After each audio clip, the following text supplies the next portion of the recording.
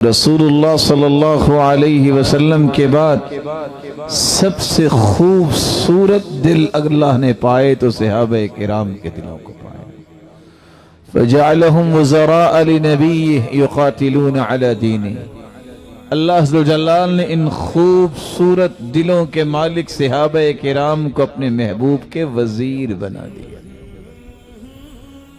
اللہ عز و جلال کے پیغمبر نے بھی اس گواہی کے ساتھ اپنی گواہی کو ملایا اور فرمایا لا تزالون بخیر ما دام فیکم من رآنی وصاحبنی.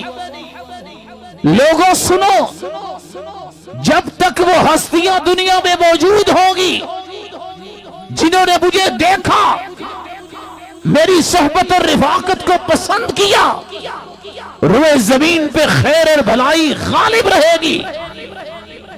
وَلَا تَزَالُونَ بِخَيْرٍ مَا دَامَ فِيكُمْ مَنْ رَعَى مَنْ رَعَانِي وَصَاحَبَ مَنْ صَاحَبَنِي.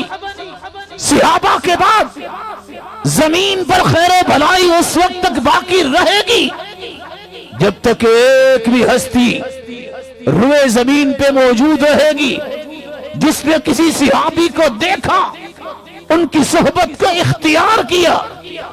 واللہ لا تزالون بخیر ما دام فیکم من رعا من رعا من رعانی وصاحب من صاحب من صاحبنی.